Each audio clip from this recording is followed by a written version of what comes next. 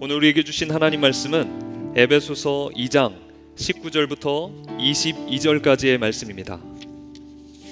에베소서 2장 19절부터 22절까지의 말씀입니다. 한 절씩 나누어 읽으시고 마지막은 합독하시겠습니다. 그리고 이후에 성경에 손을 얹고 말씀 선언으로 하나님 앞에 다짐하겠습니다. 그러므로 이제부터 너희는 외인도 아니요 나그네도 아니요 오직 성도들과 동일한 시민이요 하나님의 권속이라.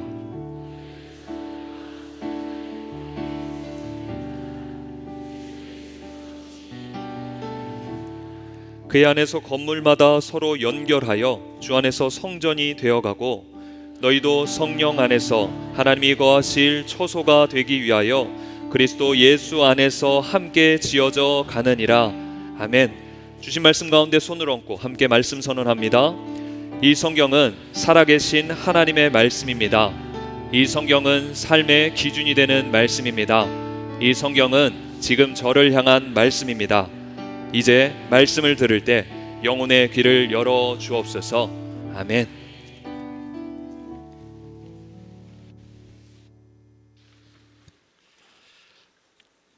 다드림 예배에 오신 여러분을 주님의 이름으로 환영합니다.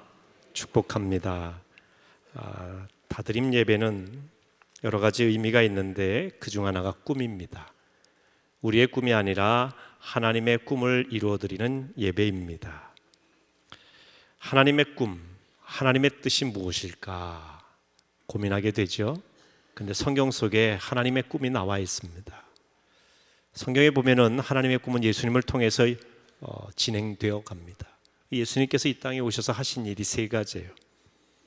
마태복음 4장 23절에 보면 예수께서 온 갈릴리에 두루 다니사 그들의 회당에서 가르치시며 천국 복음을 전파하시며 백성 중의 모든 병과 모든 약한 것을 고치시니 그랬습니다.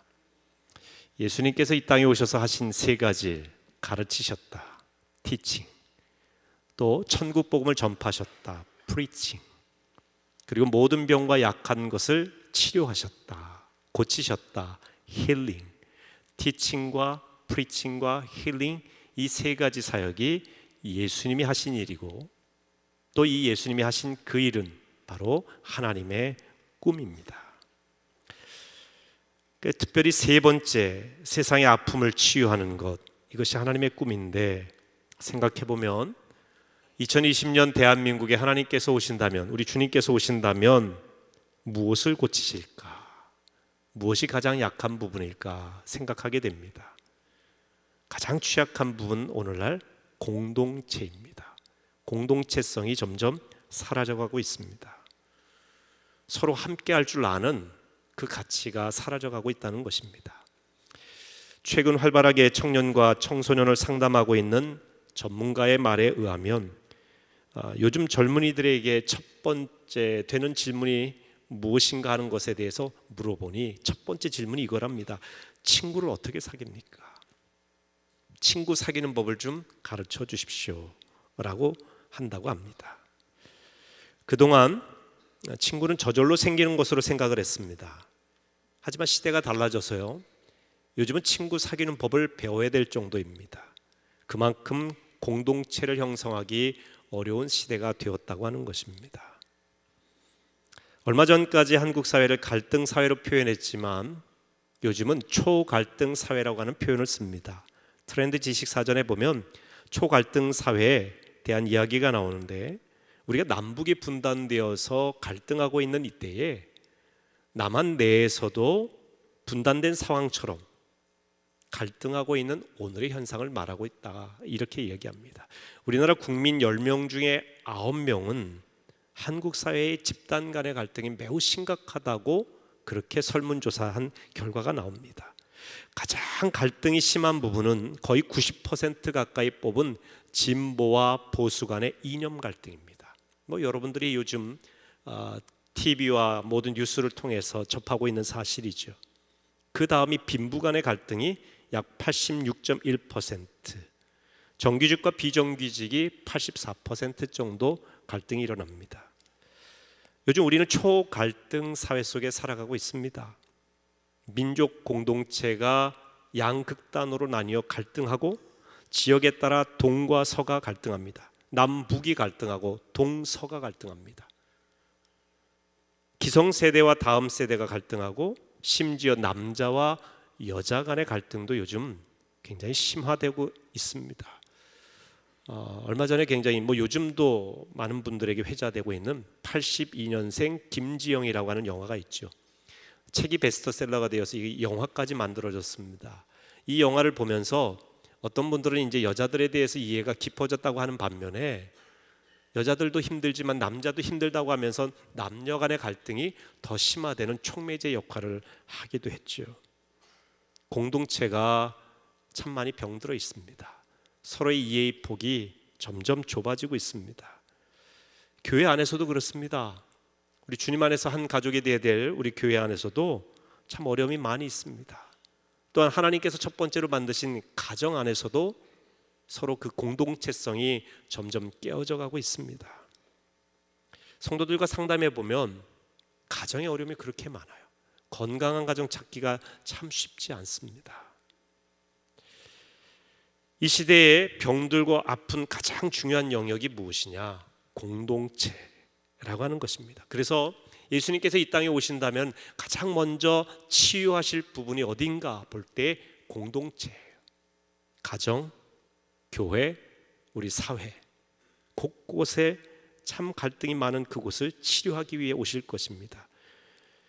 그리스도인은 바로 이 부분에 눈을 떠야 된다는 것이죠. 공동체를 향한 긍휼한 마음을 품어야 됩니다. 공동체를 귀히 여겨야 됩니다. 나만의 출세, 나만의 성공으로는 안 됩니다.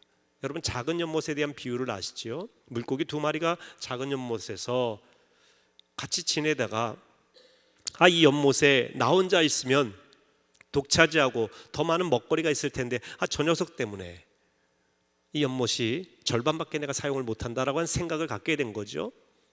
상대방도 똑같고 그 치열하게 이 2마리의 물고기가 이 연못을 독차지하기 위해서 싸웁니다. 그래서 한 마리의 물고기가 상대를 물어뜯어서 승리하게 되죠.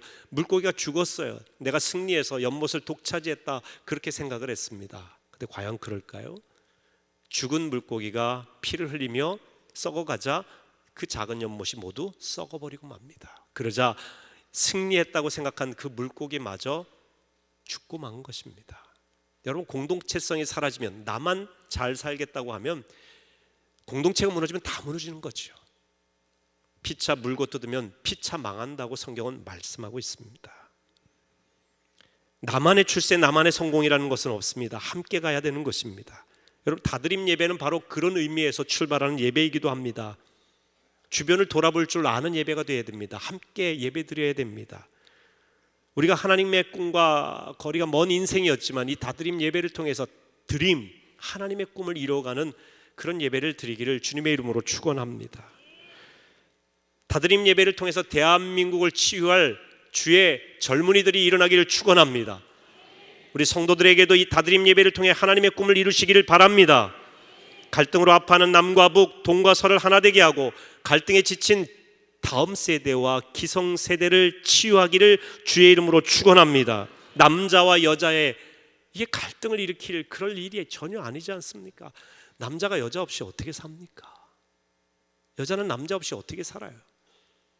산다고 생각하는 것 자체가 이미 공동체성이 깨어진 겁니다. 하나님의 원리는 함께입니다. 함께 꿈을 이루는 것입니다. 아니 조상이 없는데 후손이 어디 있습니까? 후손이 없는데 조상은 무슨 의미가 있겠어요? 다음 세대와 기성세대는 갈등과 대립의 관계가 아니라 상호 상생하고 서로 도와주고 축복하는 관계입니다. 저는 이 다드림 예배를 준비하면서 우리 청년들이 블레싱에서 예배를 드리다가 이곳으로 오지 않습니까? 참 청년들이 부흥해서 본당에서 이제 예배 드리길 원한다 할 때 참 기뻤습니다. 그 전에 제가 이미 제안을 했어요. 꿈을 가지고 본당에서 예배 드려라. 그런데 그때는 이제 청년들이 아직까지 준비가 되어 있지 않은 그런 상황이었습니다. 그런데 이제 준비가 다 되어서 오겠다고 했는데 갈등이 생기는 거예요. 오후 예배 어른들이 약 700명가량 예배를 참석하는데 청년들과 어른들이 함께 예배면 1000명 이상이 예배 드리겠지만 그러나 청년들이 중심이 된 예배가 시작되면 어른들은 어떻게 될까 하는 이 목회자로서의 염려가 있습니다.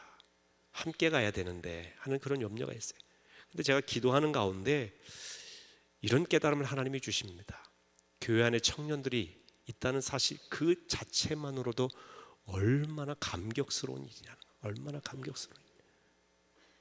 청년들이 딴 데 가지 않고 교회에 와서 하나님을 찬양하고 기뻐하면 얼마나 감격스러운 일이냐. 그러니까 청년들이 마음껏 찬양하고 예배를 인도하고 주도하고 청년들이 주인공이 되는 그런 교회가 되면 참 교회가 젊어지지 않습니까? 그러면 어른들한테도 좋죠.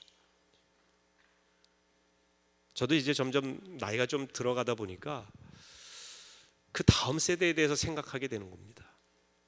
그 다음 세대가 없는 어른이 얼마나 외롭겠습니까? 아니, 외로운 정도가 아니라 존재하기가 어려워져요. 누군가 어르신들은 도와줘야 됩니다. 다음 세대가 없으면요, 어른 세대도 없는 거예요. 어른이 없으면 다음 세대도 없는 겁니다. 근데 이제 어른의 눈으로 젊은이들을 보면 늘 젊은이들의 좀 결핍을 보게 됩니다.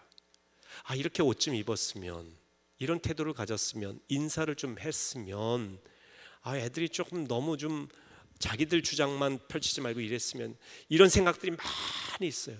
저도 이렇게 앉아서 보다 보면 아, 이런 찬양을 했으면, 아, 쟤는 좀 이랬으면, 자꾸 이러다가 하나님이 저에게 주시는 마음이 이 청년들이 나온 것만으로 감사해라. 나온 것만으로.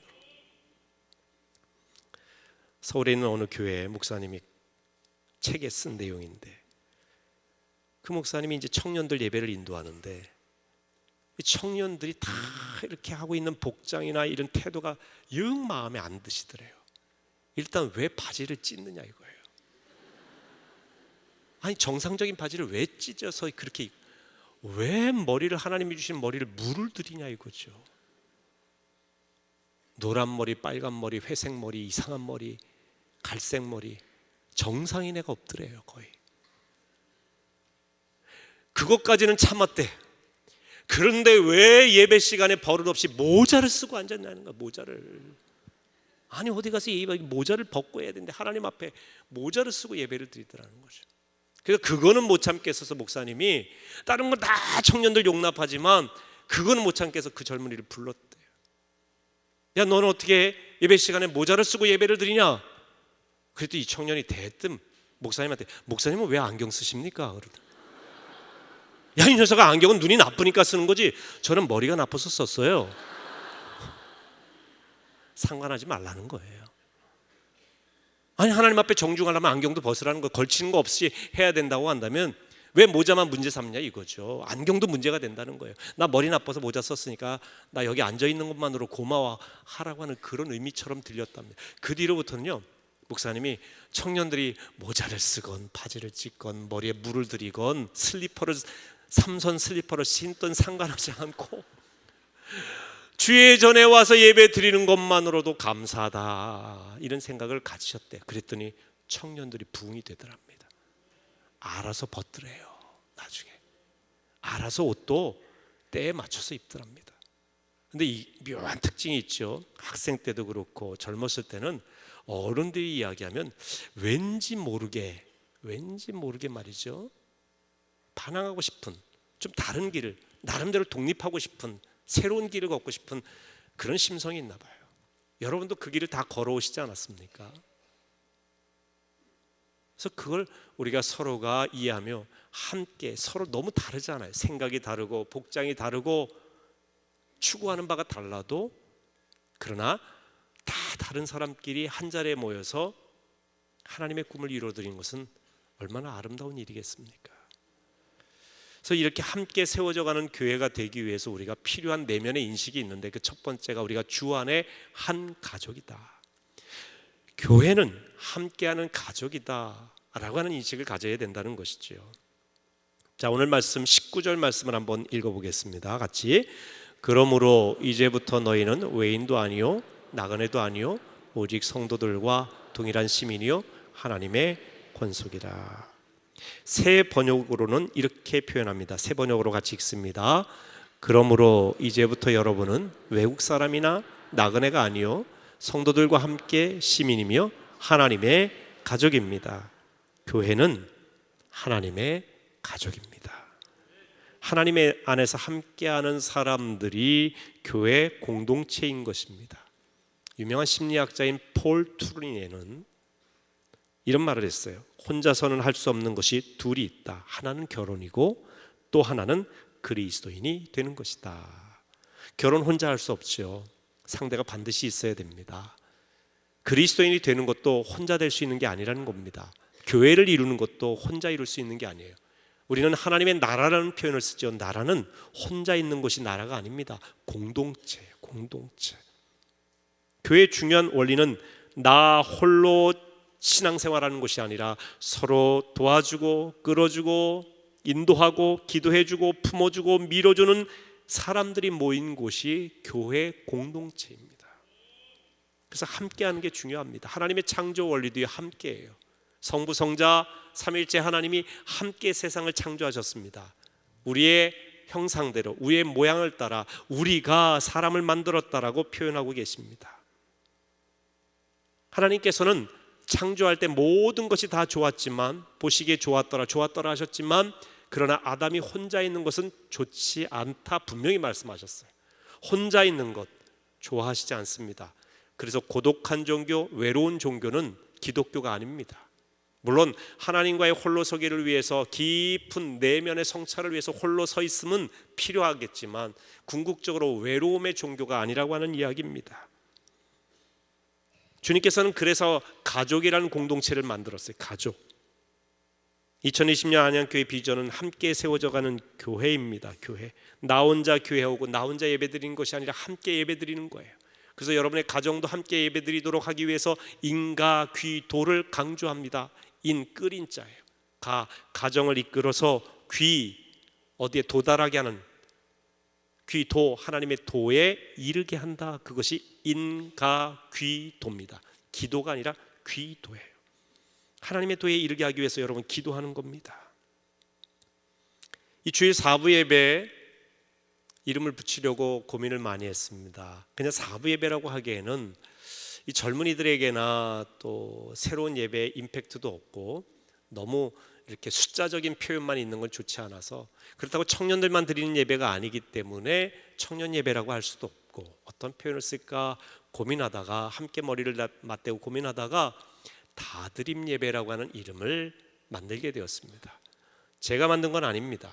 함께 만들었습니다. 누군가에 의해서만 만들었다는 것도 참 어울리지 않죠. 다드림 예배라고 이름을 짓게 되었는데 다 함께 모여 드리는 예배, 내 몸과 마음과 정성과 물질을 다 드리는 예배, 하나님의 드림 그 꿈을 다 이루어 드리는 예배, 크게 이 세 가지 의미에서 다드림 예배입니다.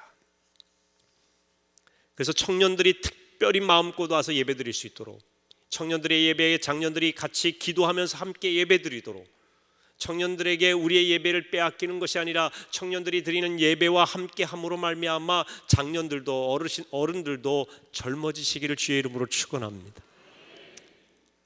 저는 청년들에게 설교하면요, 제가 설교하는 것 같은데 설교하고 나면 오히려 더 힘이 나요. 이 청년들에게 있는 영적 에너지를 제가 다시 공급받는 느낌이에요. 얼마나 감사한지 몰라요. 여러분 그런 경험 하게 되실 겁니다. 그래서 오후 예배가 없어지는 것이 아니라 다드림 예배를 통해서 오히려 재탄생하는 것이죠.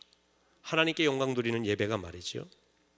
청년들도 작년과 같은 마음을 품고 장년들을 배려할 줄 알아야 돼요. 청년들은 어린아이가 아닙니다. 청년들도 성인입니다. 성인의 특징은 배려할 줄 안다는 거예요. 서로 배려하시면 돼요. 서로 배려하는데, 그런데 저는 이제 담임 목사의 입장에서, 어른의 입장에서 우리 청년들에게 청년들을 배려해서 마음껏 청년들이 찬양, 마음껏 예배하고, 뭐 찢어진 청바지를 입고 와서도 괜찮고 물들여도 괜찮으니까 교회를 떠나지 마라. 하나님의 교회를 살려라. 하나님의 교회의 주인공이 되라. 앞으로 한국의 교회가 20대 청년들, 30대, 20대만 청년이라고 하면 안 돼요. 30대 청년들, 5월 40대 청년들, 그리고 이제 올라오는 20, 우리 청년들에게도 하나님의 은혜가 함께 하시고 마음껏 하나님을 찬양하게 되시길 주의 이름으로 축원합니다.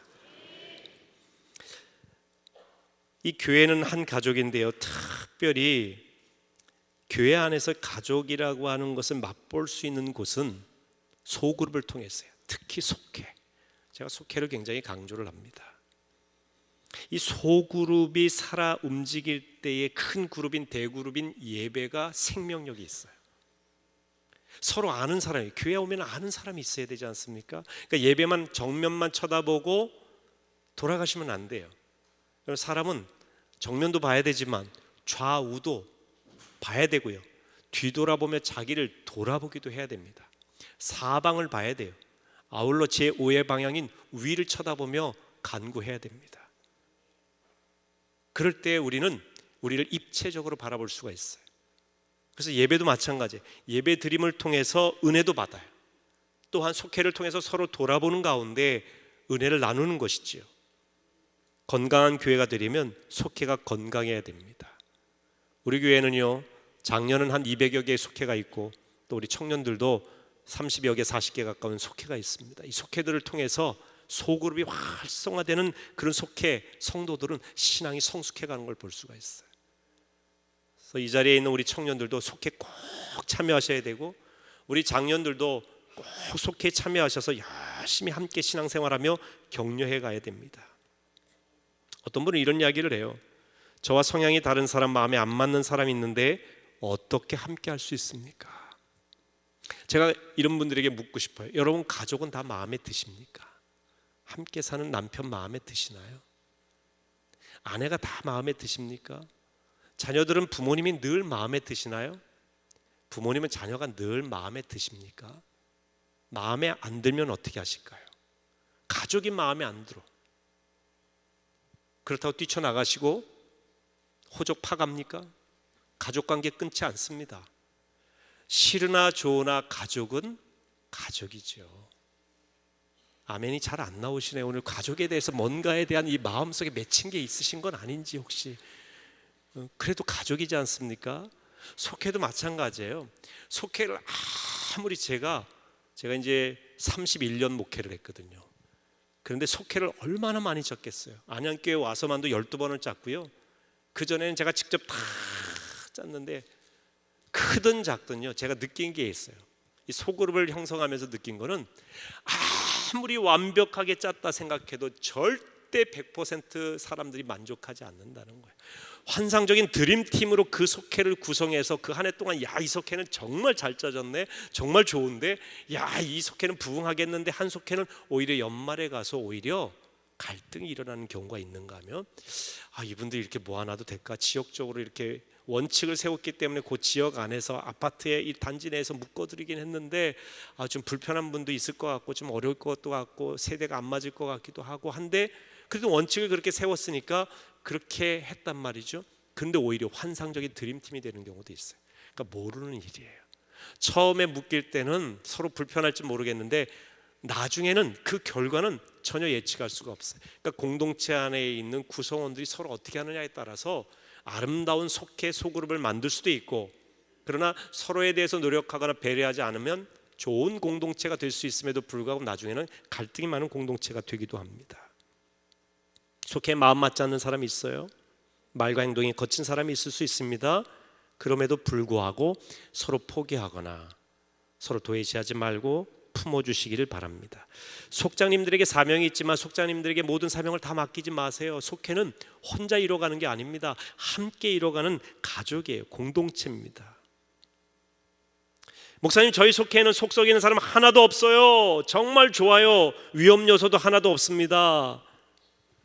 그런데 그렇게 말하시는 분이 혹시 속회에 문제가 있을 수 있다는 거죠.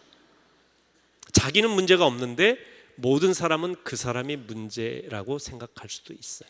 그러니까 너무 자신만만하지 말라는 겁니다.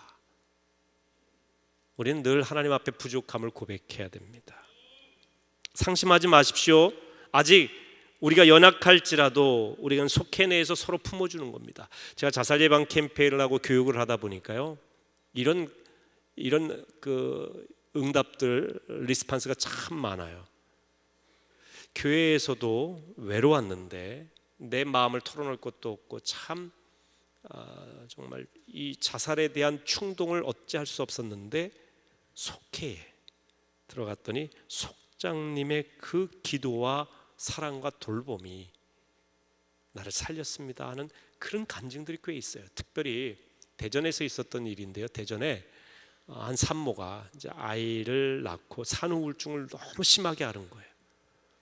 그러니까 남편에게 얘기해도요, 남편도 똑같이 힘드니까 아이 돌보고 뭐 그 이후에 아이 낳은 이후에 똑같이 부부가 갈등이 있었던 거예요. 그러니까 남편도 아내 이야기를 들을 수 있을 만한 마음의 여유가 없는데 속장님이 그렇게 병원도 함께 가고 산후 우울증을 겪고 있는 그의 이야기를 들어주고 그 돌봄이 자살 충동에서 성령의 생명에 충만한 그 생명력으로 가득 채울 수 있는 은혜로 돌아오게 했다라고 하는 그런 이야기들이 있습니다.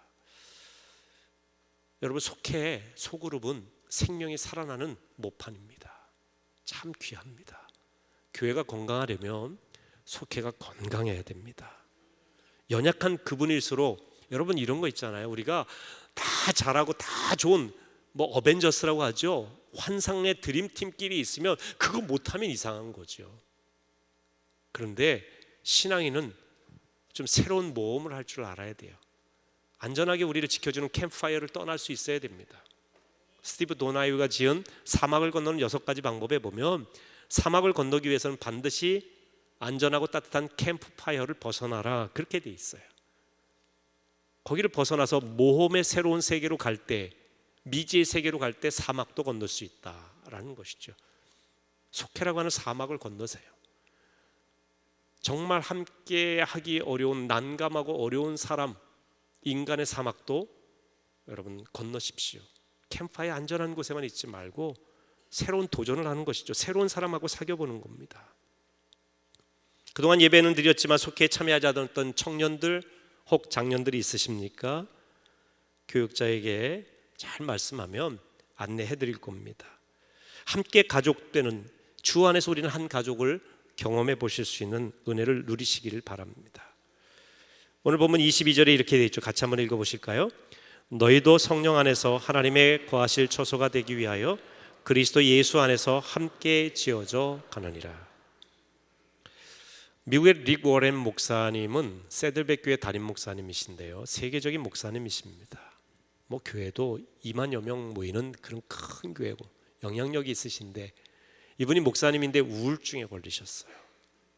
그래서 막 자살에 대한 충동이 너무 강하고 힘들어서 너무 고통스러울 때 이것을 벗어날 수 있었던 것은 건강한 교회 내의 소그룹이었다고 합니다. 그래서 그 소그룹 성도들이죠. 그 소그룹 안에서 자기의 고민, 막 이 자살 충동, 공황 장애, 온갖 이 자기가 정말 내놓기 어려운 이런 문제를 다 쏟아놓고 그 소그룹에서는 이 목사님을 정말 가족처럼, 담임 목사님이라고 해서 위아래 상하의 관계가 아니라 한 가족으로 이 목사님을 위해서 진심으로 마음을 쏟아 기도해주고 위로하고 함께 이야기를 들어드리고 격려하는 가운데 목사님이 이걸 극복하신 거예요. 그 세계적인 교회를 이루어가는 굉장히 큰 힘을 얻게 되신 겁니다. 가족입니다. 여러분, 소그룹이 귀합니다. 오늘 아까 광고할 때 보니까 우리 김병재 목사님 속회 편성한다고 하는데 우리 청년도 꼭 속회 참여하세요. 여러분에게 큰 유익이 있을 겁니다. 두 번째로 함께 세워져 가는 교회가 되려면 교회의 중심이 예수 그리스도이심을 잊지 말아야 됩니다. 20절 말씀 같이 읽습니다. 너희는 사도들과 선자들의 터 위에 세우심을 입은 자라 그리스도 예수께서 친히 모퉁이 돌이 되셨느니라. 모퉁이 돌은 건물을 지탱해 주는 기초석입니다. 모퉁이 돌이 없으면 건물은 허물어집니다. 연결이 안 돼요. 예수 그리스도는 교회의 모퉁이 돌, 기초입니다. 그리스도가 중심이 되지 않은 교회는 결국 무너집니다. 교회가 아닌 것입니다. 여러분, 안양교회 담임 목사는 임용택 목사입니다. 저입니다. 그러나 안양교회의 진정한 목회자, 진정한 주인은 결코 담임 목사가 될 수 없습니다. 예수 그리스도입니다. 만약에 제가 주인 역할을 하고 제가 이 교회의 중심이라고 말하는 순간 교주가 되겠죠. 이단들이 그렇습니다. 성경 가지고 이야기하는데 그들은 겉으로는 멀쩡한 것처럼 사랑이 많은 것처럼 하지만 결론적으로는 이단의 교주가 그 교회의 중심이라는 거예요. 이거는 아니 될 말이죠. 여러분, 오직 우리 교회의 중심, 모퉁이돌, 기초는 예수 그리스도입니다. 예수님이 모퉁이돌이 되실 때의 교회는, 우리 안양교회는 건강한 공동체가 되는 것입니다. 그렇다고 한다면 여러분이 속한 공동체, 청년 교구가 되었던, 속회가 되었던, 선교회가 되었던 여러분이 속한 공동체의 주인은 누구십니까? 예수님이세요. 회장이 아닙니다. 그러면 여러분이 속한 선교회, 남선교회든 여선교회든 청장년이든 청년교구든 속회든 기관이든 교사든 성가대든 어디든지 여러분이 속한 기관, 교회 내에 속한 모든 기관과 소그룹의 주인은, 중심은 예수 그리스도이십니다. 이걸 잊지 마세요. 친목단체 아닙니다. 예수님이 과연 우리 속회, 우리 소그룹에 이 일을 원하시는가를 고민하고 기도하셔야 됩니다. 그분에게 물으셔야 됩니다. 예수님 중심으로 이루어지지 않은 소그룹은, 공동체는 반드시 무너지게 되어 있습니다. 갈등이 일어나게 될 것입니다. 항상 예수님이 생각나는 소그룹, 공동체가 되도록 하십시오. 여러분의 가정에서도요, 예수 섬기고 가정 안에서 가정 예배 드리면서 예수님을 높이십시오. 예수님이 생각나는 가정이 되어야 돼요. 예수님이 생각나기 위해서 말씀과 기도로 모여야 됩니다. 그것이 우선이죠. 우선이에요. 이렇게 모이시면 여행 가는 게 잘못된 건 아닙니다. 맛있는 거 드시는 거 잘못된 거 아니에요. 하지만 우선순위가 잘못되면 안 됩니다. 예수님이 우선순위예요. 예수님이 꼭 명심해 주시기 바랍니다. 예수님이 과연 교회의 전체적인 흐름과 예배와 어긋난 소그룹의 모임을 원하시겠습니까? 반드시 교회를 세우는 소그룹이 돼야 돼요.